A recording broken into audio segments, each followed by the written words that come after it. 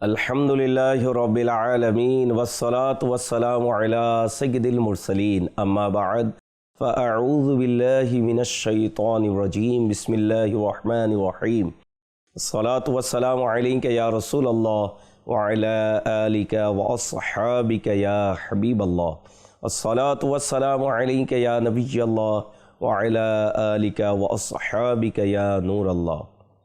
মাদানী চ্যানেলের দর্শকবৃন্দ, অনুষ্ঠান মাহে রমজান ও নারীদের করণীয়। আসুন ভালো ভালো নিয়ত সহকারে আমরা দেখার প্রস্তুতি গ্রহণ করি। নবী পাক সাল্লাল্লাহু তাআলা আলাইহি ওয়াসাল্লামের প্রতি দুরুদে পাক পড়ার অসংখ্য ফজিলত এবং বরকত রয়েছে। হুজুর সাল্লাল্লাহু তাআলা আলাইহি ওয়াসাল্লাম ইরশাদ করেন, যে ব্যক্তি সকালে 10 বার সন্ধ্যায় 10 বার আমার প্রতি দুরুদে পাক পড়ে কিয়ামতের দিন আমার সুপারিশ নসিব হবে। সাল্লু আলাল হাবিব সাল্লাল্লাহু তাআলা আলা মুহাম্মদ সাল্লাল্লাহু আলাইহি ওয়াসাল্লাম। হযরতে সৈয়দনা সলমান ফারসি রাদিয়াল্লাহু তাআলা আনহু সাহাবী রাসূল, তিনি বলেন যে একবার আমি নবী পাক সাল্লাল্লাহু তাআলা আলাইহি ওয়াসাল্লাম এর নির্দেশে খাতুনে জন্নত ফাতেমাতুজ জহরা রাদিয়াল্লাহু তাআলা আনহা এর খিদমতে উপস্থিত হলাম।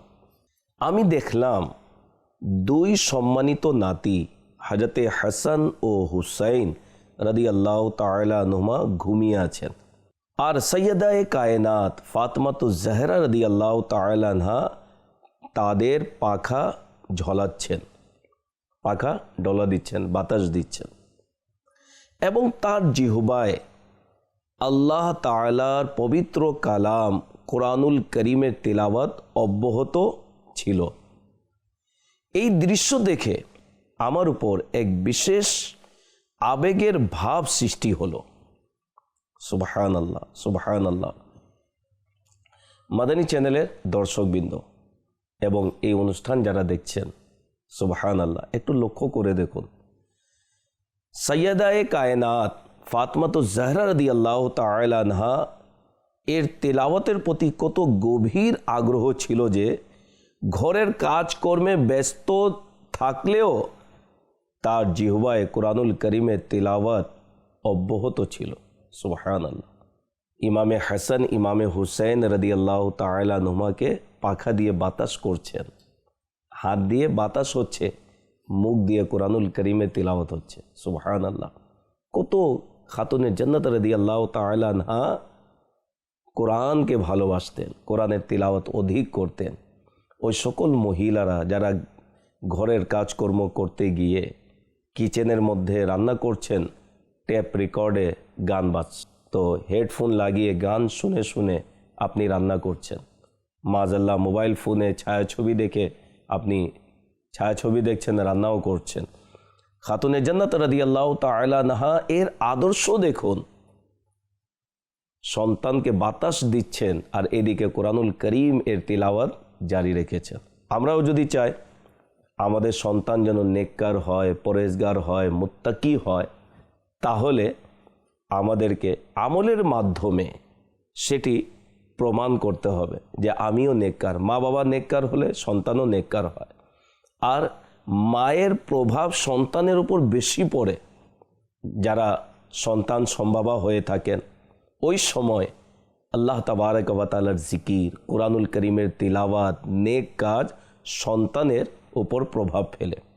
শুনুন, এমন একজন মা যিনি সন্তান সম্ভাবা ছিলেন, তার সন্তান যখন পৃথিবীতে আগমন করলো, একটু বড় হলো, 5 বছর বয়স হলো, ওস্তাদের কাছে গিয়ে যখন প্রথম আনুষ্ঠানিকভাবে বিসমিল্লাহির রহমানির রহিম পড়ানো হচ্ছিল, তখন এমন মায়ের এমন সন্তান যিনি উস্তাদের কাছে বসে আউযু বিল্লাহ পড়লেন, বিসমিল্লাহ পড়লেন, সূরা ফাতিহা পড়লেন, আলিফ লাম মিম থেকে 18 পারা তিনি শুনিয়ে দিলেন।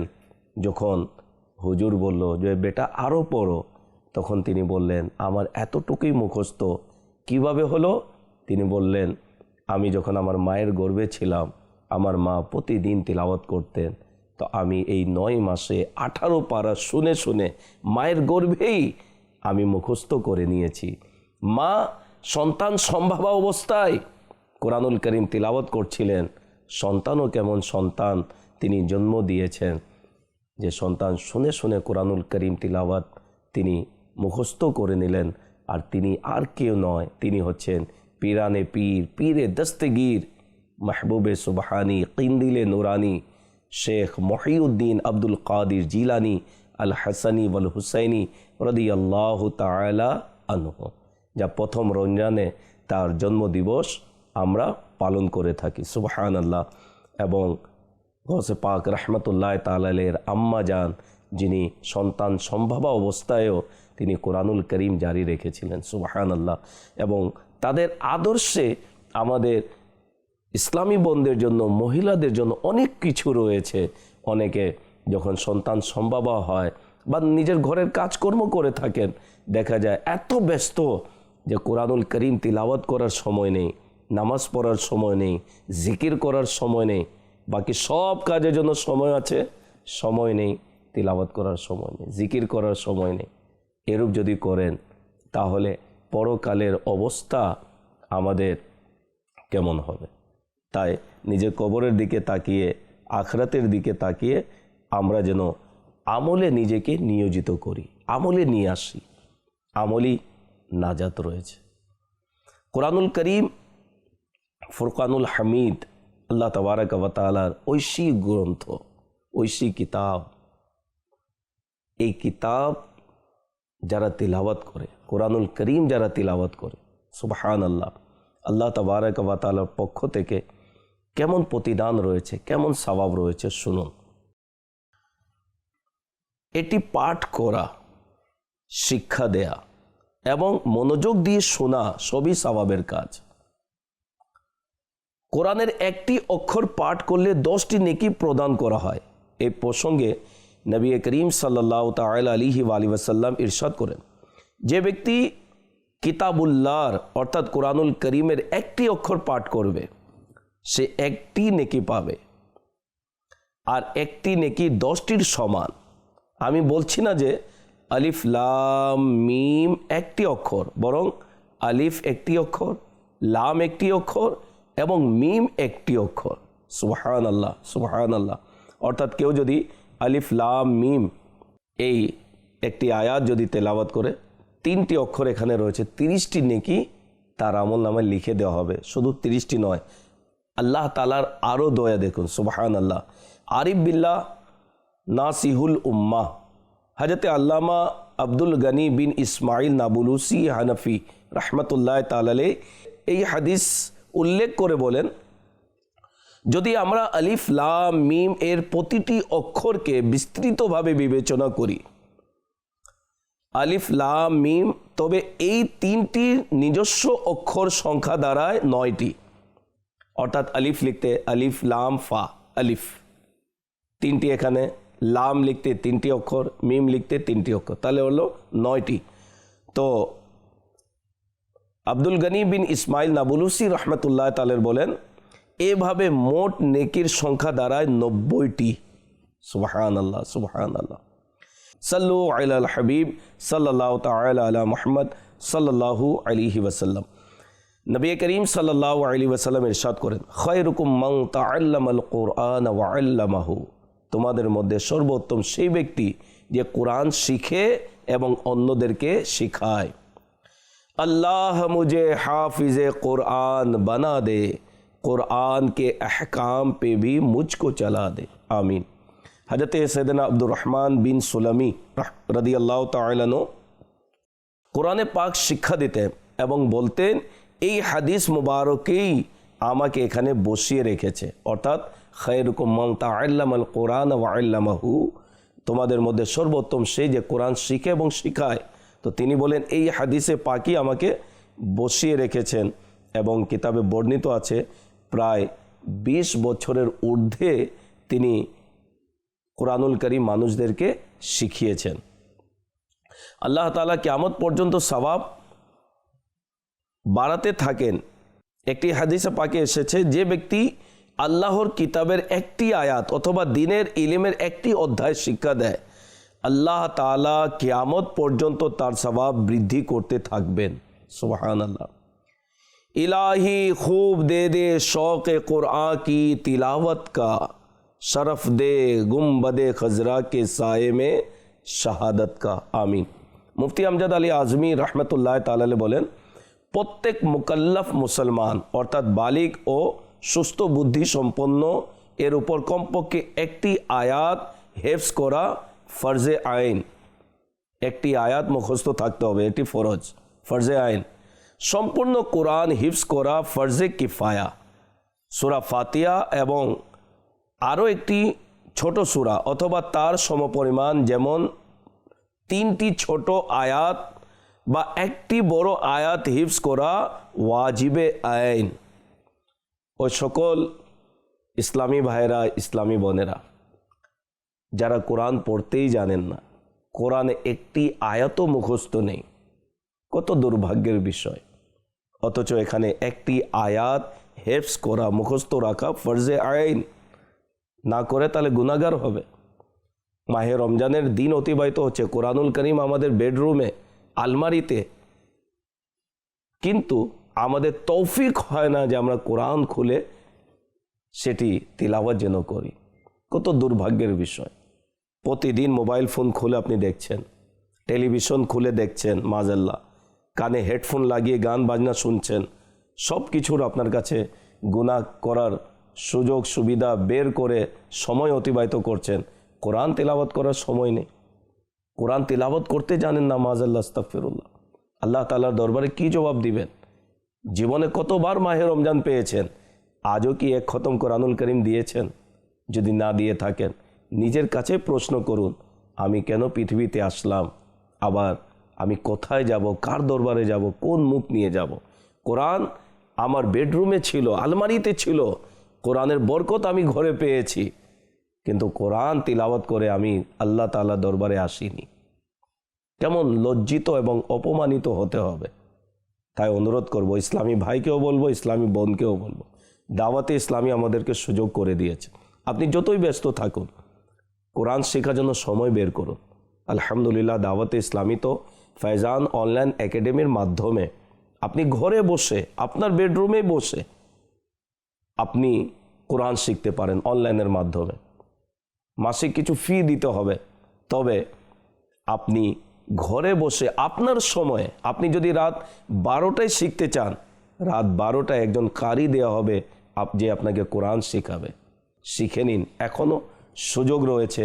এই নিঃশ্বাস যদি বন্ধ হয়ে যায়, তখন আর শিখার সুযোগ থাকবে না।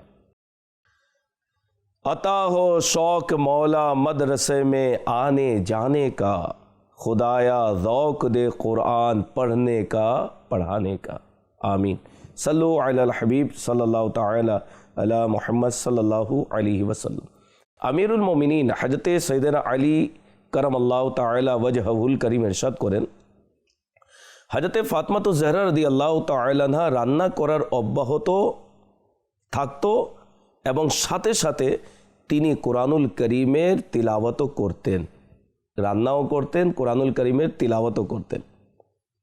নবী করিম সাল্লাল্লাহু আলাইহি সাল্লাম যখন নামাজের জন্য বের হতেন এবং পথে সৈয়দায়ে কায়নাত ফাতেমা জহরা রাদিয়াল্লাহু তাআলা আনহা এর ঘরের পাশ দিয়ে অতিক্রম করতেন, তখন ঘর থেকে জাতা পিসার শব্দ শুনতে পেতেন। তখন অত্যন্ত মহব্বতের সাথে আল্লাহ তাআলার দরবারে দোয়া করতেন, ইয়া আরহামার রাহিমিন, ফাতিমা রাদিয়াল্লাহু তাআলা আনহাকে রিয়াজত ও কনাআতের উত্তম প্রতিদান দান করো এবং দারিদ্র্যের অবস্থায় তাকে অবিচল থাকার তৌফিক দান করো। সুবহানাল্লাহ। তো কোরআনুল করিম আল্লাহ তাবারাকা ওয়া তাআলার ঐশী কিতাব, অনেক বড় নেয়ামত আমরা কোরআনুল করিম পেয়েছি। সুবহানাল্লাহ।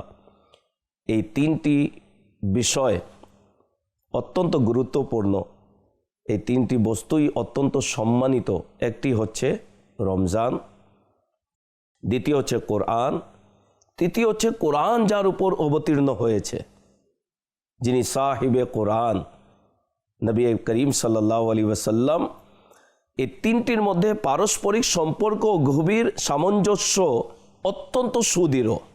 আমাদের আকা সাল্লাল্লাহু আলাইহি সাল্লাম হচ্ছেন হাদিউদ দারাইন, অর্থাৎ 2 জগতের পথ প্রদর্শক। কোরআন হলো হিদায়েতের কিতাব, আর রমজানুল মুবারক হলো সেই মাস যা আমাদের হৃদয় থেকে জং ও কলুষতা দূর করে হৃদয়কে হিদায়ত গ্রহণের উপযোগী করে তোলে। আমাদের আকা সাল্লাল্লাহু আলাইহি সাল্লাম হলেন রাহমাতুল্লিল আলামিন, সমগ্র সৃষ্টি জগতের জন্য রহমত। কোরআন হলো রহমতের কিতাব, আর রমজান সেই বরকতময় মাস যাতে রব্বুল আলমিনের রহমত ও ঝড় ধারায় বর্ষিত হতে থাকে। হুজুর সাল্লাল্লাহু আলাইহি ওয়াসাল্লাম দানশীলদের সর্দার। তিনি সাল্লাল্লাহু আলাইহি ওয়াসাল্লামের দরবারে যারা চাইতো তাদেরকে দান করতেন, যারা চাইতো না তাদেরকেও দান করতেন, অধিক দান করতেন। এবং নবী পাক সাল্লাল্লাহু তাআলা আলাইহি ওয়াসাল্লাম এমনভাবে দান করতেন যে প্রার্থীর যারা নবী পাক সাল্লাল্লাহু আলাইহি ওয়াসাল্লাম দরবারে নিজের চাহিদা জন্য আবেদন করতেন তাদের অভাবই থাকতো না। ঠিক তেমনিভাবে কোরআনুল কারীম অত্যন্ত দানশীল। এর একটি অক্ষর পাঠ করলে 10টি নেকি প্রদান করা হয়। অনুরূপভাবে রমজানুল মুবারকও অত্যন্ত দানশীল। এই মাসে প্রতিটি নেকির সওয়াব বহু গুণে বৃদ্ধি পায়। কোনো নেকির সওয়াব 10 গুণ, কোনোটি 100 গুণ, কোনোটি 700 গুণ পর্যন্ত দান করা হয়। কিন্তু রমজানের বিশেষ ইবাদত রোজা এমন একটি ইবাদত যার প্রতিদান অসীম ও অগণিত। আরেকটি অত্যন্ত গুরুত্বপূর্ণ সামঞ্জস্য হলো আমাদের আকা সাল্লাল্লাহু আলাইহি ওয়াসাল্লাম হলেন শাফিউল মাহশর, অর্থাৎ কিয়ামত দিবসে নবী পাক সাল্লাল্লাহু আলাইহি ওয়াসাল্লাম তিনি শাফাত করবেন উম্মতদেরকে। শাফাতে কুবরা যাকে দান করা হয়েছে একমাত্র হলেন নবী পাক সাল্লাল্লাহু আলাইহি ওয়াসাল্লাম। বর্ণনা সমূহে এসেছে পৃথিবীতে যত গাছ ও যত পাথর রয়েছে কিয়ামতের দিন প্রিয় আকা মক্কি মাদানী মুস্তাফা সাল্লাল্লাহু আলাইহি ওয়াসাল্লাম সেই সংখ্যক গুনাহগার ব্যক্তির শাফাত করে তাদের জান্নাতে প্রবেশ করাবেন। সুবহানাল্লাহ। সাল্লু আলাল হাবিব সাল্লাল্লাহু তাআলা আলা মুহাম্মদ সাল্লাল্লাহু আলাইহি ওয়াসাল্লাম। ঠিক তেমনিভাবে কোরআন ও রোজাও কিয়ামতের দিন শাফাত করবে। হাদিসে পাকে এসেছে রোজা ও কোরআন কিয়ামতের দিন বান্দার জন্য শাফাত করবে। রোজা বলবে, হে আল্লাহ, আমি তাকে দিনের বেলায় পানাহার থেকে বিরত রেখেছি, অতএব তার ব্যাপারে আমার শাফাত কবুল করুন। আর কোরআন বলবে, হে আল্লাহ, আমি তাকে রাতের বেলায় ঘুম থেকে বিরত রেখেছি, অতএব তার ব্যাপারে আমার শাফাত কবুল করুন। অতঃপর উভয়ের শাফাত কবুল করা হবে। সুবহানাল্লাহ। কোরআনুল কারীমের সাথে সম্পর্ক বৃদ্ধি করার মাস হলো রমজানুল করিম। আল্লাহ তাবারক ওয়া তাআলা ইরশাদ করেন, পারা 2 সূরা বাকারা আয়াত নম্বর 185-তে রয়েছে। কনজুল ইমানের অনুবাদ, রমজান হলো সেই মাস যাতে কোরআন অবতীর্ণ হয়েছে। এই আয়াতে কারিমার মাধ্যমে আল্লাহ তাআলা রমজানুল মুবারকের পরিচয় কোরআন নাজিল হওয়ার মাধ্যমে তুলে ধরেছেন। রমজান কোন মাস? যে মাসে কোরআন অবতীর্ণ হয়েছে। কোরআনের সাথে রমজানের পরিচয় তুলে ধরা হয়েছে। এর দ্বারা স্পষ্টভাবে জানা যায় যে রমজান হলো কোরআনে করিমের সাথে সম্পর্ক ও সংযোগ বৃদ্ধি করার মাস। উলামায়ে কেরাম বলেন, এই মাসে রোজা ফরজ করার অন্যতম হিকমত হলো রোজা রাখার মাধ্যমে ক্ষুধা ও তৃষ্ণা সহ্য করার বরকতে মানুষের বুদ্ধি তীক্ষ্ণ হয়। এই জন্য কোরআন নাজিলের মাসেই রোজা ফরজ করা হয়েছে, যাতে মানুষ রোজা রাখে তাদের অনুধাবন শক্তি দৃঢ় হয় এবং এর বরকতে কোরআনুল করিম বুঝা সহজ হয়ে যায়। তো কোরআনুল করিম আল্লাহ তাবারক ওয়া তাআলা এই পবিত্র মাসে নাজিল করেছেন, যাতে করে আমরা রোজা রাখি, ক্ষুধার্ত থাকি, তখন আমাদের বুদ্ধিমত্তা কাজ করে, তো বুঝে যেন আমরা কোরআনুল করিম তিলাওয়াত করতে পারি।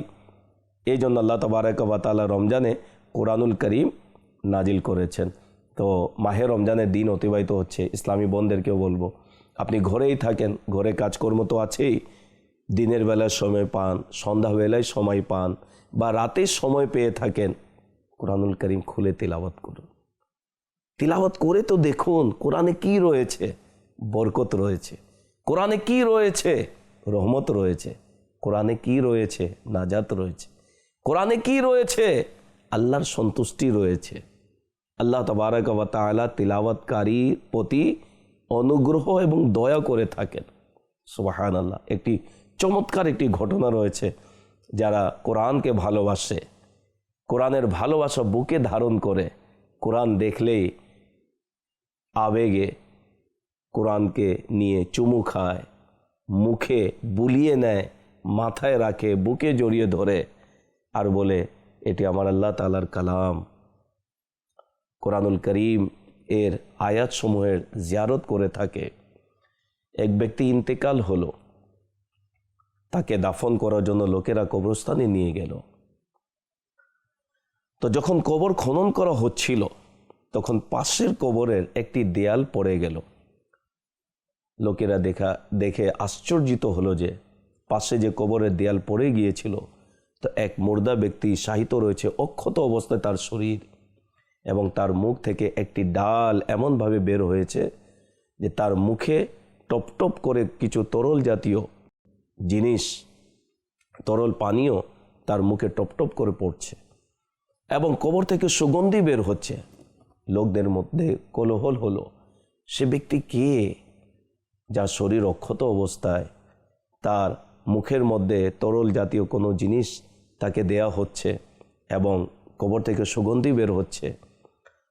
তো মুর্দা ব্যক্তিকে মাটি দেওয়ার পর লোকেরা পাশে যে কবর ছিল তার ঠিকানা নিয়ে তার ঘরে তারা খবর নেওয়ার জন্য গেল যে তার আমল কি ছিল। তো তার বিধবা স্ত্রী ছিল। লোকেরা পর্দার আড়ালে জিজ্ঞেস করলো যে আপনার স্বামীর কবরের মধ্যে এই দৃশ্য দেখেছি, আপনার স্বামীর আমল কেমন ছিল? তখন সে বলল, আমার স্বামী মূর্খ ছিল, সে পড়ালেখা জানতো না, তবে সে কোরআনকে অনেক ভালোবাসত। প্রতিদিন কোরআন খুলে সে দেখত এবং প্রতিটি আয়াতে করিমার মধ্যে, আয়াতে প্রতিটি লাইনে সে আঙ্গুল ফেরাতে ফেরাতে এক জায়গায় গিয়ে থেমে যেত এবং আল্লাহ তাআলার দরবারে আরজ করত, মওলা কোরআন আমি পড়তে জানি না, তবে শেখার ইচ্ছে ছিল, কিন্তু আমি পড়তে জানি না। আল্লাহ, কোরআনের এই আয়াতে করিমার মধ্যে আমার আকীদা, আমার বিশ্বাস, আমি পড়তে জানি না, তবে এই আয়াতে তুমি যা বলেছ সত্য বলেছ।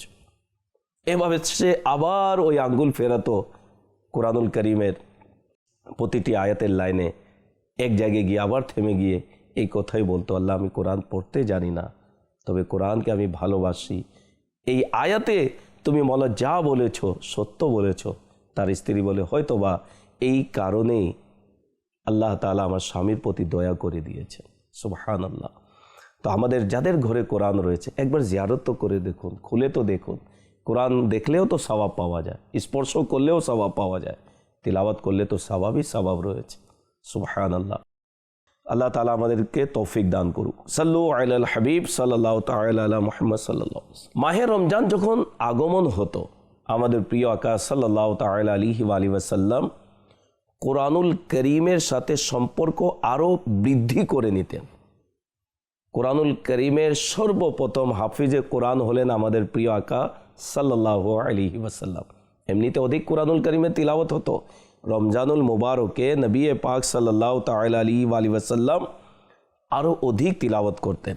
যেমন কিতাবে বর্ণিত রয়েছে, হযরত আব্বাস রাদিয়াল্লাহু তাআলা আনহুমা বলেন, প্রতি বছর রমজানুল মুবারকের প্রতিটি রাতে হযরত জিবরাইল আমিন আলাইহিস সালাতু ওয়াস সালাম উপস্থিত হতেন এবং নবী পাক সাল্লাল্লাহু তাআলা আলাইহি ওয়াসাল্লাম তার সঙ্গে কোরআনের দাওর অর্থাৎ পারস্পরিক তিলাওয়াত করতেন। জিবরাইল আমিন আলাইহিস সালাতু ওয়াস সালাম নবী পাক সাল্লাল্লাহু আলাইহি ওয়াসাল্লাম জিবরাইল আমিনকে কোরআন শোনাতেন। সুবহানাল্লাহ, সুবহানাল্লাহ। জিবরাইল আমিন আলাইহিস সালাতু ওয়াস সালাম নবী পাকের দরবারে রমজানুল মুবারকের রাতে এসে কোরআনুল করিম শুনতেন। সুবহানাল্লাহ। এর থেকে প্রতীয়মান হয় যে রমজানুল মুবারকে দাওর করা অর্থাৎ একে অপরকে কোরআন শোনানো, যা হাফিজে কোরআনরা করে থাকেন। তারাবি নামাজের প্রস্তুতির পূর্বে একজন হাফিজ সাহেব আর একজন হাফিজ সাহেবকে কোরআনুল করিমে তিলাওয়াত শুনিয়ে থাকেন। প্রথম জন দ্বিতীয় জনকে, দ্বিতীয় জন প্রথম জনকে কোরআনুল করিম এই শোনানো, এটিও নবী করিম সাল্লাল্লাহু আলাইহি ওয়াসাল্লামের সুন্নাত এবং আদায়ে মুস্তাফা। সুবহানাল্লাহ। হুজুর সাল্লাল্লাহু আলাইহি সাল্লামের আমলের মধ্যে অন্যতম আমল রমজানুল মুবারকে নবী পাক সাল্লাল্লাহু আলাইহি ওয়াসাল্লাম জিবরাইল আমিন আলাইহিস সালাতু ওয়াস সালামকে কোরআন শোনাতেন। সুবহানাল্লাহ। কত না সৌভাগ্য হতো আমাদের, আমরাও যদি কোরআনুল করিম খুলে নিজের ঘরে মা মেয়েকে, মেয়ে মাকে, বাবা ছেলেকে, ছেলে বাবাকে, বা নিজের বন্ধুদের মধ্যে দেখেন একজন বন্ধু আরেকজন বন্ধুকে যদি কোরআন নিয়ে বসে, ভাই আমার কোরআন শোনো, কিছু শোনো, সেও তাকে আপনাকে শোনালো, তাহলে এই সুন্নত আদায় করার সৌভাগ্য অর্জন হতো। সুবহানাল্লাহ। আল্লাহ তাআলা কোরআনুল করিম আমাদেরকে অধিক তিলাওয়াত করার তৌফিক দান করুক। নবী পাক সাল্লাল্লাহু তাআলা আলাইহি ওয়াসাল্লাম ইরশাদ করেছেন, আফদালু ইবাদাতি উম্মতি কিরাআতুল কুরআন। কোরআনুল করিমের তিলাওয়াত আমার উম্মতের সর্বোত্তম ইবাদত। সুবহানাল্লাহ। সর্বোত্তম ইবাদত বলা হয়েছে কোরআনুল করিমকে। শুনুন, কোরআনুল করিম তিলাওয়াত যারা করে আল্লাহ তাবারাক ওয়া তাআলার নৈকট্য কিভাবে অর্জন করে। সুবহানাল্লাহ। আল্লাহ তাআলার নৈকট্য অর্জন করার মাধ্যম হচ্ছে কোরআনুল করিমের তিলাওয়াত। ইমাম আহমদ বিন হাম্বল রহমতুল্লাহ তাআলা আলাইহি তিনি বলেন, আমি একবার স্বপ্নে আল্লাহ তাআলার দিদার করলাম, আল্লাহ তাআলার দিদার নসিব হলো। মনে রাখবেন, স্বপ্নের মধ্যে আল্লাহ তাআলার দিদার অনেকেই করেছেন, কিন্তু বাস্তব চোখে শুধুমাত্র আমাদের প্রিয় আকাশ সাল্লাল্লাহু আলাইহি ওয়াসাল্লাম আল্লাহ তাআলার দিদার করেছেন মেরাজের রাতে। বাকি যারা দিদার করেছে স্বপ্নের মধ্যে, এবং জান্নাতবাসীরাও আল্লাহ তাবারাক ওয়া তাআলার দিদার লাভ করবে। সুবহানাল্লাহ। আল্লাহ নসিব করুক আমাদেরকেও। তো ইমাম আহমদ বিন হাম্বল তিনি বলেন যে আল্লাহ তাআলাকে স্বপ্নে দেখে আমি আরজ করলাম, ইয়া আল্লাহ, আপনার দরবারে কোন আমলটি সর্বোত্তম যার মাধ্যমে বান্দারা আপনার নৈকট্য লাভ করে। আল্লাহ তাআলা ইরশাদ করলেন, হে আহমদ, তা হলো আমার পবিত্র কালাম কোরআনুল করিম। আমি আরজ করলাম, ইয়া আল্লাহ, কোরআন বুঝে নাকি না বুঝে তেলাওয়াত করলে।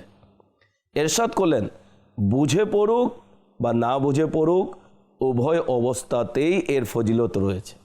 যারা কোরআন বুঝে তেলাওয়াত করে, যারা বুঝে তেলাওয়াত করে না, উভয় অবস্থাতেই কোরআনুল করিমের তিলাওয়াতের মাধ্যমে তারা আল্লাহর নৈকট্য অর্জন করে। হে আশিকানে রাসূল, এ থেকে স্পষ্টভাবে জানা গেল কোরআনুল করিম তিলাওয়াত করা সর্বোত্তম নেক আমল। তিলাওয়াতের বরকতে আল্লাহ তাআলার নৈকট্য লাভ হয়। তিলাওয়াতকারী বান্দার প্রতি আল্লাহ তাআলা সন্তুষ্ট হন। তিলাওয়াতকারী আল্লাহ তাআলার দরবারে উচ্চ মর্যাদা লাভ করে। এই কথাও জানা গেল যে কোরআনুল করিম বুঝা অবশ্যই জরুরি, কেননা না বুঝলে তার উপর আমল করা সম্ভব নয়। তবে কেউ যদি না বুঝেও কোরআনুল করিমের তিলাওয়াত করে, তবুও তা অত্যন্ত ফজিলতপূর্ণ আমল। এর দ্বারা হৃদয় আলোকিত হয় এবং আল্লাহ তাআলার মহব্বত নসিব হয়। সুবহানাল্লাহ। নবী করিম সাল্লাল্লাহু তাআলা আলাইহি ওয়াসাল্লাম ইরশাদ করেন, যে বান্দা দিন রাত কোরআনুল করিমের তিলাওয়াত করে, কোরআনের হালালকে হালাল এবং হারামকে হারাম মনে করে, আল্লাহ তাআলা ফেরেশতাদেরকে তার সঙ্গী বানিয়ে দেন। সুবহানাল্লাহ। যখন কিয়ামতের দিন হবে, তখন কোরআনুল করিম সেই বান্দার পক্ষে আল্লাহ তাআলার দরবারে সুপারিশ করবে। কোরআন বলবে, হে আমার রব, দুনিয়াতে প্রত্যেক ব্যক্তি তার কাজের প্রতিদান পেয়েছে, কিন্তু এই বান্দা দিন রাত আমার তিলাওয়াত করত, আমার হালালকে হালাল এবং হারামকে হারাম মনে করত। হে আমার রব, আজ তাকে তার প্রতিদান দান করুন। তখন কোরআনের সুপারিশে সে বান্দাকে রাজকীয় মুকুট পরানো হবে এবং সম্মানের পোশাক পরিধান করানো হবে। এরপর আল্লাহ তাআলা কোরআনুল করিমকে জিজ্ঞেস করবেন, হাল রদিতা, হে কোরআন, তুমি কি সন্তুষ্ট হয়েছ? কোরআন বলবে, হে আমার রব, এর থেকেও উত্তম প্রতিদান দিন। তখন সে বান্দাকে বাদশাহী মর্যাদা ও জান্নাত দান করা হবে। আবার আল্লাহ তাআলা কোরআনকে জিজ্ঞেস করবেন, হাল রদিতা, হে কোরআন, তুমি কি সন্তুষ্ট হয়েছ? কোরআন বলবে, হে আমার রব, এখন আমি সন্তুষ্ট। সুবহানাল্লাহ। আল্লাহ তাবারাক ওয়া তাআলা আমাদেরকে পবিত্র কোরআন অধিক তিলাওয়াত করার তৌফিক দান করুক। মাহে রমজান এমন মাস যে মাসে কোরআন অবতীর্ণ হয়েছে। আমাদের বুজুর্গানে দিন রাহমাহুমুল্লাহ মুবিন তারা রমজান আসার পর রমজানুল মুবারকে কত কোরআনুল করিমের তিলাওয়াত করতেন শুনুন। ইমাম নাখাই রহমতুল্লাহ তাআলার বরকতময় আমল ছিল, তিনি রমজানুল মুবারকের প্রথম 10 দিন প্রতি 3 দিনে একবার করে কোরআনুল করিম খতম করতেন, আর শেষ দশকে প্রতি 2 রাতে একবার করে খতমে কোরআন সম্পন্ন করতেন। হযরতে কাতাদা রাদিয়াল্লাহু তাআলা আনহু সারা বছর 7 দিনে এক খতমে কোরআন করতেন, কিন্তু যখন রমজানুল মুবারক আসতো তখন তার তিলাওয়াতের শখ আগ্রহ বেড়ে যেত এবং তিনি প্রতি 3 দিনে এক খতম করতেন। অতঃপর যখন শেষ দশক আগমন করত তখন তার তিলাওয়াতের আগ্রহ আরও বৃদ্ধি পেত এবং তিনি প্রতিদিন এক খতমে কোরআন সম্পন্ন করতেন। ইমাম শাফাঈ রহমতুল্লাহ তাআলা রমজানুল মুবারকে 60 বার কোরআনুল করিম খতম করতেন, আর ইমামে আজম আবু হানিফা রহমতুল্লাহ তাআলা এর শান তো আলাদাই। তিনি রহমতুল্লাহ তাআলা রমজানুল মুবারকে মোট 61 বার কোরআনুল করিম খতম করতেন, 30 খতম দিনে, 30 খতম রাতে এবং তারাবির নামাজে 1 খতম। काश हमें भी तौफीक मिले, हम भी कुरान करीम की तिलावत करें, हर रोज़ में कुरान पढ़ूँ, काश खुदाया अल्लाह तिलावत में मेरे दिल को लगा दे, आमीन बिजाहि खातिमिन नबीयीन सल्लल्लाहु अलैहि वसल्लम। প্রিয় ইসলামী ভাইরা এবং মাদানী চ্যানেলের দর্শকবৃন্দ, ইসলামী বোনেরা, মাহে রমজানের দিন অতিবাহিত হচ্ছে। এই রমজান হয়তো বা আমাদের জীবনের শেষ রমজান হতে পারে। আসুন না কোরআনকে ভালোবাসি, কোরআনের তিলাওয়াত করি প্রতিদিন। মাহে রমজানে আমাদের রুটিনে যেন কোরআনুল করিমের তিলাওয়াত থাকে, আর রমজানে এমনভাবে কোরআনের তিলাওয়াতের অভ্যাস যেন আমাদের হয়ে যায়, রমজানের পরেও যেন তিলাওয়াত অব্যাহত থাকে। আল্লাহ তাবারাক ওয়া তাআলা আমাদেরকে কোরআনুল করিমের অধিক তিলাওয়াত করার তৌফিক দান করুক। পরবর্তী অনুষ্ঠান দেখার আমন্ত্রণ জানিয়ে বিদায় নিচ্ছি। সাল্লু আলাল হাবিব সাল্লাল্লাহু তাআলা আলা মুহাম্মদ সাল্লাল্লাহু আলাইহি ওয়াসাল্লাম।